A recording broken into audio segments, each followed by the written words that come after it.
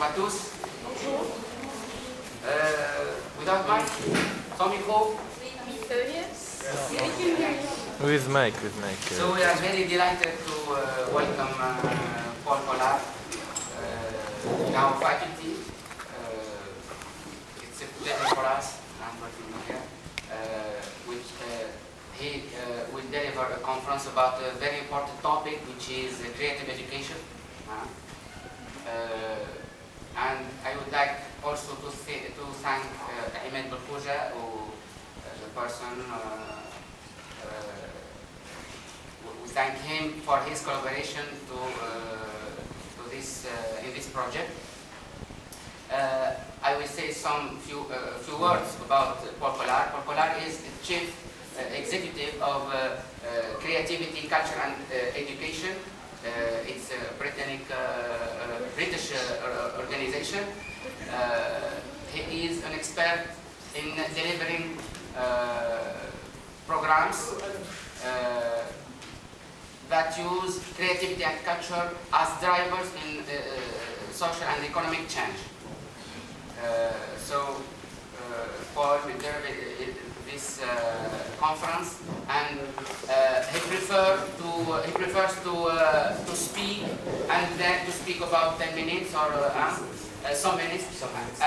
And you can ask questions in French or in English, because Paul speaks French and English. So he speaks, and then you can ask questions, and then he continues to speak to present the conference. I will turn to you, Paul. Thank you very much. Thank you very much indeed. Yes. And thank you very much, all of you, for coming today. Lydia, so I said I will talk in sections, and then I'll ask you questions. and then we can have a bit of discussion, and we'll talk some more. So my organisation has specialised in how to deliver creativity in formal education, and in particular between the age of 5 and 16. That's been the main focus of our programme. And I'll talk about what we've learned from the programme, which we've been running for about 12 years now. First of all, this is a picture of one of my children, Ben. He's bigger now, but I always think it's nice to share family photographs as a way of getting to know each other. This photograph was taken when Ben was taken to the theatre by his school. He went to the school, who thought it was a good idea occasionally to take the children to a cultural event. And on the day that they took him to the theatre had hired a photographer to take photographs of the children, which they were going to put in their annual report to show what wonderful work the theatre does with young people. And they took lots of photographs, and they decided that this was the photograph they would like to use, because it's such a beautiful photograph of a young boy enjoying life in the theatre. So they had to contact me for permission to use the photo, and I said yes, and they gave me the photograph, and I took it home and I showed it to Ben. And I said, Ben, do you remember this? He said, oh yes, I was taken to the theatre, and there was a photographer taking a photograph. And I said, oh great. The theatre wants to use the photograph because it's such a beautiful photograph of a boy transported through the joy of culture. And can you remember what you were thinking when that happened? And he said, yes. I was thinking, thank God that's over. Now, the reason that I start here is that creativity is not about an occasional engagement with the arts. The arts are creative, but creativity is not defined by the arts. It exists right across all domains. And our interest was it exists across all domains. But also, what's important about it is that it has to be constantly present in people's lives. It's not something that you can just go, okay, we'll do creativity on the third Thursday of every month. It has to be part of their lives. And therefore, our work was about how do you put creativity at the heart of education. But having said that, I think the arts does have a role to play in developing creativity.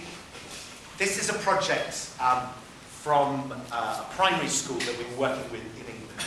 And what you should know is that our practice was about sending artists into school to work with teachers to make teaching better, teaching and learning better. In this particular project, the artist had come in and said to the children, we're going to work on self-portraits. So I want you all to draw a picture of yourself. So the children, they were about 5 years old, 6 years old, sat and drew. And this is a picture which was drawn by a boy called Riley. His name's up there. And you can see that Riley is very proud of his teeth at this point. So the artist says, stop. What I'd like you to do is now to spend some time looking at each other's faces. So they spend about an hour looking at each other's faces, measuring them with rulers, looking at them from different angles. And after an hour, the artist says, okay, I'd like you to try again. And an hour later, this is what Riley draws. And you can begin to see that the face is emerging. He's beginning to understand what faces are really about. So the artist goes away, comes back the next week, and the next week brings a table mirror for each child and puts the mirror on the table and says, now I want you to look in the mirror and really draw what you can see. And they spend 2 hours doing this exercise. And after 2 hours, this is what Riley draws. Now, what's interesting about this is this. I've worked in the arts a lot of my life, as well as in education, and people often say to me, are you an artist? And I go, well, I'm not an artist because I can't draw. The artists say to me, actually, everyone can draw, most people can't see. And this is a really good example of that. This exercise was about teaching the children to see. And seeing is harder than you think. And it needs practice. Because a lot of the time, we're not really seeing. We're assuming what we can see. And filling in the gaps. And this is about really seeing. And to me, the arts are really important in school. Because it teaches you how we work. To become fully functioning as an adult. The visual arts teach you to see. Music, poetry teaches you to hear. Dance teaches you how to use your body. Theatre teaches you about social interaction. These are all the basic things that you need to learn to become a fully functioning human being. So the arts do have a role in getting you to the stage where you function fully. But there is also, as far as creativity is concerned, another agenda. The reason the British government launched our programme originally is because they were really interested in developing creativity in young people. Because they see the future economy is going to be driven by innovation. We need people to invent new businesses, to create new jobs and so forth. And how are you going to learn to do that in school? And a few months ago, I was visiting a school in one of our programs in England. And after I visited the school, they said to me, oh, there's this 16-year-old boy, and he's making a video about your program, Creative Partnerships. And could he interview you? And I said, yes. And I went to the school director's office, and the boy was there, and he had a video, and he asked me some questions, and I went away. And I thought no more about it. But about 4 weeks later, I got a DVD in the post. And this is what was on the DVD. My name is Pr.Collard. I'm National Director of Creative Partnerships. At its heart, Creative Partnerships is about making education a better experience for young people and making sure that they leave school with a set of skills that are going to set them up properly to be a success in the 21st century. Ultimately, if Creative Partnerships is going to have a long-term impact, then it is going to be an impact on teachers, because we can't forever be in schools doing that. What we have to do is to be able to work with teachers and bring around changes in what they do. If you get the right creative process going, and you sit on the outside and you're watching people, then people are at their most alive when they're doing that. They're completely focused, engaged in this different place. And it's that look of absolute rapt fascination that you get across people's faces that makes it all worthwhile. You think, that's absolutely living, actually. I can't see any resemblance. But a few weeks after I had this video, I had a meeting with the directors of some big advertising companies in England. And the reason we were having this meeting was we were trying to find out how young people could get jobs in advertising. Advertising is a very big sector of the British economy. It creates lots of jobs. They're really well-paid jobs. They're lots of fun, and everybody wants to work in advertising. So it's very, very difficult. And we were having this meeting about how young people can get jobs in advertising.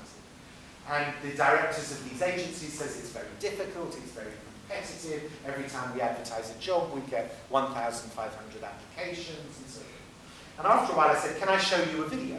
And they said yes, and I showed them that video. And they all wanted the telephone number of the boy, because they wanted to ring him up and offer him a job that day. Because they could see at the end of the day, at the end of the week, they would be able to put him in front of clients and he'd have wonderful ideas that would make the clients want to hire the advertising agency to do their advertising. But what was interesting to me is before they saw the video, they didn't know they wanted him. There was never going to be an advert in the newspaper to say that's what they were looking for. The boy had invented something which the advertising agencies didn't know they wanted it till they saw it. And this is a really good example of the way the world is changing. In the old days, you used to go to school, go to university to learn the skills to do jobs that were waiting for you. And the world isn't like that anymore. When you come out of school, you're going to have to make the jobs. And that requires a different set of skills. Our government has this statistic. I don't know how they come up with it, but it's 60% of the jobs children in school today will do have not yet been invented. And this makes a huge difference to education.